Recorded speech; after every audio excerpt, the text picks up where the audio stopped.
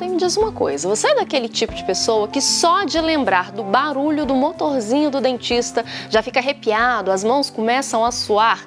Sabia que esse medo excessivo tem um nome? Odontofobia. E esse medo extremo de ir ao dentista pode trazer prejuízos para a vida e para a saúde do paciente, como nos mostra o jornalista Leonardo Apolinário.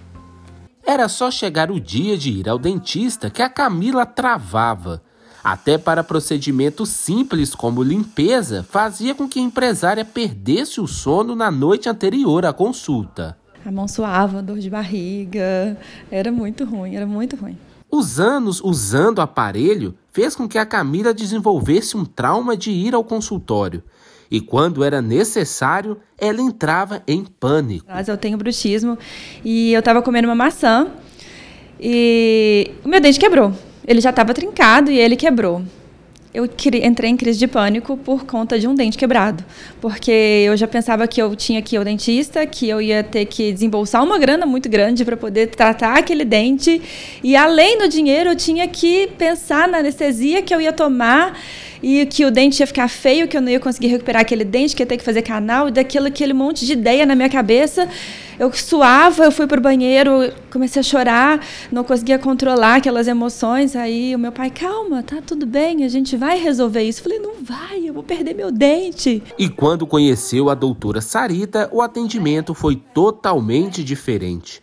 Quando eu conheci a Sarita, a gente fez umas 3 sessões, assim, foram umas 3 visitas na sala dela, só para eu escutar a música do ambiente, para ela olhar no meu olho, para a gente conversar. Foi com o atendimento humanizado da doutora Sarita que a Camila perdeu a odontofobia, o medo de ir ao dentista. No nosso atendimento, nós vamos considerar a dor, nós vamos considerar o medo dele e na anamnese, além de todos os fatores de inquérito de saúde, nós observamos qual é a expectativa e quais são os anseios daquele paciente. Criar uma relação de segurança com o seu paciente para que ele possa cuidar da saúde bucal e, a partir disso, ele iniciar essa relação rica, que é a relação de prevenção, que é o paciente retornar, é o paciente não ter medo, ele não sente tanto incômodo durante o atendimento dele, quando ele volta com uma rotina correta, periódica ao consultório odontológico. Cerca de 30% da população não vai ao dentista por medo de equipamentos como motor e até mesmo barulhinho do motor. E tem também a abordagem do profissional com quem está sendo atendido. Só que essa não ida pode trazer consequências ao paciente. Isso pode levar a problemas sérios na cavidade bucal e na saúde em geral, que nós temos várias doenças associadas às doenças bucais. Nosso objetivo é cuidar de você periodicamente. Isso não gera mais ansiedade, isso não gera mais dor, ele tem domínio, ele tem interesse no cuidado da saúde bucal dele em casa. E isso é importante, essa relação de respeitar o medo existe, a dor existe e essa questão ela vai ser tratada com carinho, com acolhimento e isso vai ser vencido. Ai, gente, que coisa boa, né? Saber que a Camila conseguiu, então, encontrar uma profissional que ela se identificasse e que desse a segurança necessária para que ela pudesse continuar aí com os seus procedimentos odontológicos. Sentir medo é algo natural e é inerente à condição humana, principalmente quando a gente se encontra, né, em alguma situação ali inesperada. O problema é quando o medo e a ansiedade se tornam excessivos e persistentes. Aí é preciso olhar para essa questão do medo com mais atenção, pois isso pode ser um indicativo de uma possível fobia. Comigo aqui no estúdio está a psicóloga Carol Campos, nossa parceira aqui no Manhã da Piedade, que vai nos ajudar então a compreender e a entender também o que são as fobias, se há tratamento e até mesmo cura para esses casos. Carol, seja muito bem-vinda mais uma vez.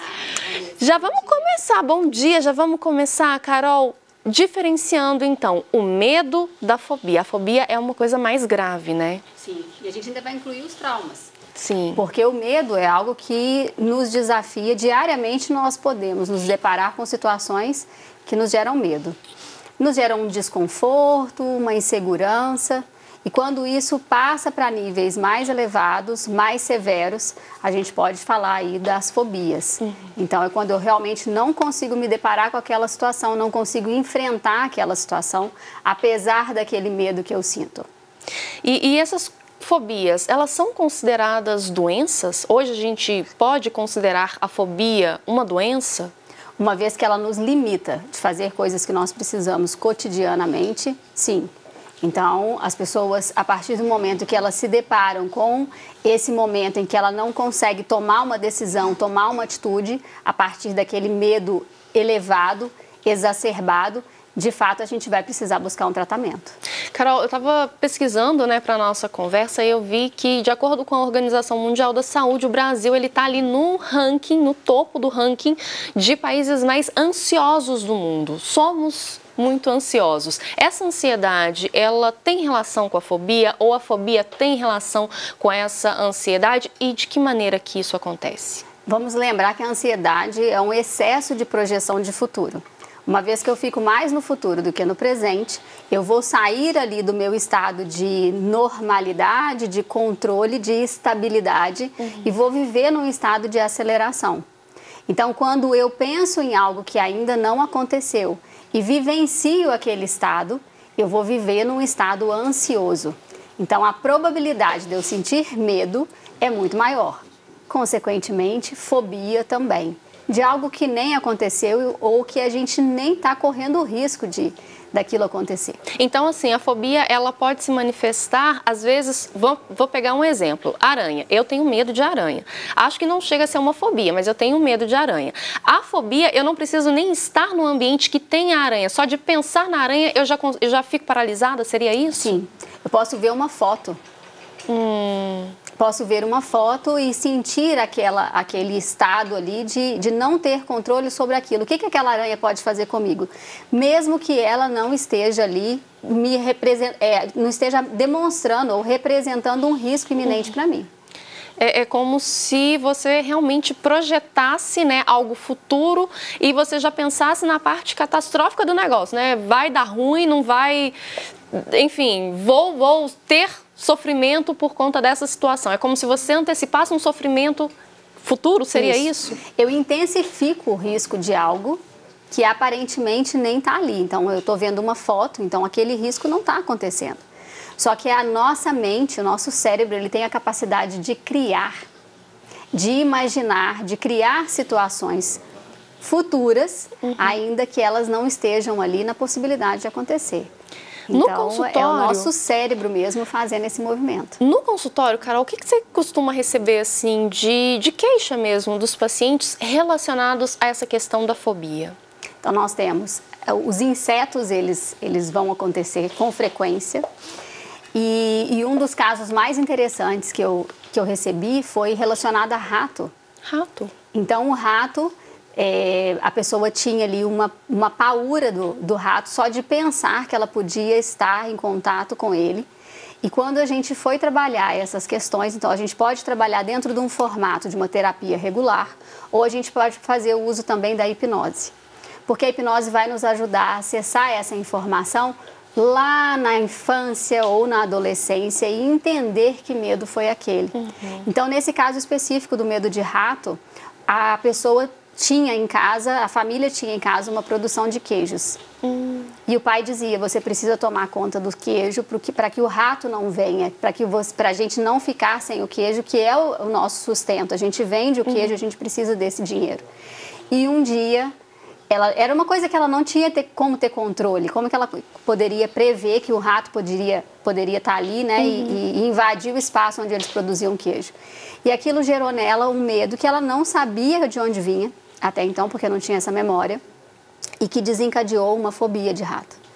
Então, às vezes, o que é dito por uma criança, ou que é percebido por uma criança, pode ficar ali registrado na memória dela, desencadeando esse medo e essa fobia, e esse trauma em relação a algo que que foi dito para ela, ou que apareceu ali para ela. A fobia, normalmente ela vai se manifestar na adolescência, na infância, na fase adulta, ou ela não tem uma via de regra de manifestação? Ela pode aparecer em qualquer época da vida? Em qualquer época da vida, mas a gente fica mais suscetível na infância.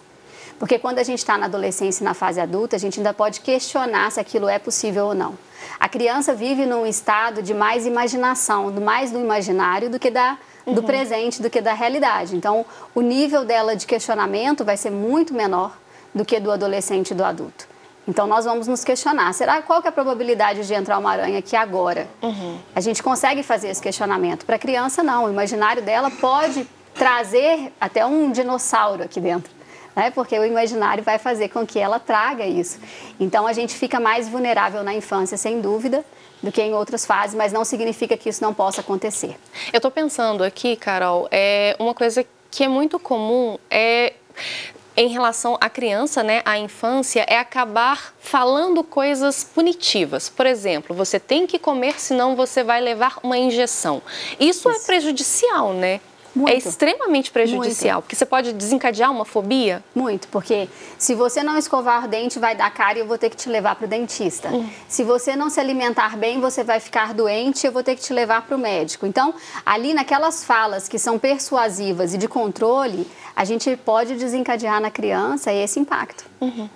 E aí, pensando, por exemplo, na fase adulta, um adulto ele pode ter um trauma, por exemplo, com um acidente, ele passar a não conseguir dirigir mais, ou não conseguir mais usar um meio de transporte, seja o avião, ou seja o carro, ou um ônibus. Então, os meios de transporte também podem desencadear da fase da adolescência e da fase adulta esse medo exacerbado ou um trauma, ou até uma fobia. E aí é importante, então, né, o adulto que estiver perto daquele adolescente, daquela criança, voltando, né, falando da infância, tomar cuidado mesmo com o que vai falar com aquela criança, porque você não está falando só ali naquele momento, né? É uma expressão, é algo que pode realmente ser levado por toda uma vida. Exatamente. Então, o que a gente diz para a criança, o que a gente fala para a criança, pode impactar a vida dela, para todo sempre. E aí, como que a gente trabalha isso em consultório? Buscando a origem disso e trazendo mais consciência para que essa criança entenda que aquilo ali não representa um risco da forma como ela imaginava. E a gente vai desensibilizando, vai desmontando, desarmando aquela estrutura mental que foi esquematizada ali. O tratamento para as fobias, de modo geral, passa pela terapia? Sim. E é importantíssimo. Com uma sessão, a gente consegue já identificar o que provocou aquilo. E se for algo mais intenso, a gente consegue trabalhar com algumas sessões mais para poder entender qual é o efeito disso. E trazer para a pessoa mais estados de consciência mesmo, para ela ver que algumas situações não representam o risco que ela criou da forma, na intensidade que ela coloca. É uma doença, é uma condição que tem cura? Sim, desde que tenha dedicação. E disciplina, né? E disciplina. Porque existem casos em que a pessoa precisa sentir aquilo ou quer sentir aquilo, porque ela tem ali um ganho adicional com aquele problema. Então, todo problema que é emocional, vamos chamar assim, ele tem uma proposta de redução do impacto e até de resolução. Mas a pessoa precisa querer fazer isso acontecer. E se desprender disso, se livrar disso. Carol, eu estou pensando aqui em relação aos impactos, né, que as várias fobias podem causar na nossa vida. Eu imagino que uma fobia em específico cause um prejuízo muito grande, que é a fobia social. Hoje é muito comum, né, a gente encontrar pessoas que são diagnosticadas com síndrome do pânico, por exemplo. Isso tem a ver com fobia de estar em contato com outras pessoas, a fobia do que o outro vai pensar em relação àquilo que eu estou fazendo e acaba, né, te paralisando para fazer determinada atividade. Eu vou começar pela solução, que é primeiro se analisar e se observar nessa necessidade de estar fora do ambiente social, de estar fora do contato com as pessoas. Então, para eu conseguir interagir com outras pessoas, eu preciso estar bem comigo. E o que tem acontecido é que as pessoas vão se distanciando cada vez mais e vão criando limitações ali. É porque o outro fala isso que me incomoda, o outro é dessa forma e eu não gosto desse jeito.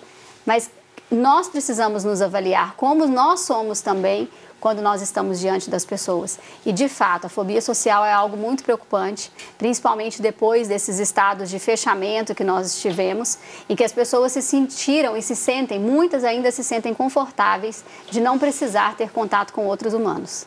Ou seja, resumindo a nossa conversa, que é uma conversa que daria, assim, para render tranquilamente, é um problema atual, mas é um problema que tem solução, basta buscar tratamento. Exatamente.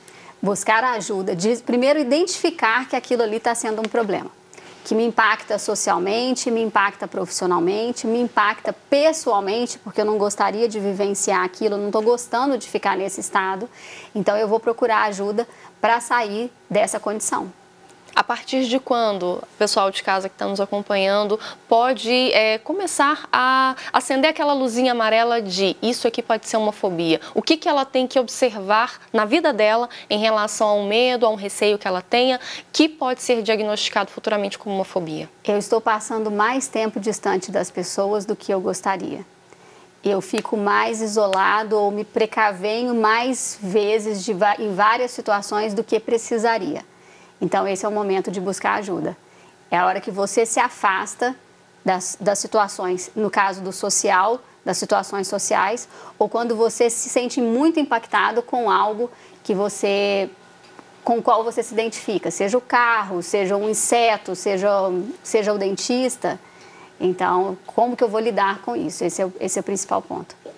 Carol, mais uma vez, muito obrigada por vir esclarecer esse assunto tão pertinente, tão atual, como a gente está falando, né? Vou pedir para deixarem as suas redes sociais que já estão aqui na tela, caso o pessoal de casa tenha mais dúvidas relacionadas a esse assunto ou outros assuntos que envolvem saúde mental também, que é importante a gente estar sempre em dia com a nossa saúde mental. Pode procurar nas redes sociais? Sim, pelas redes sociais eu respondo, tiro dúvidas, inclusive as pessoas me mandam directs e eu posso responder por lá também, para saber como é que elas podem ser ajudadas por mim no consultório.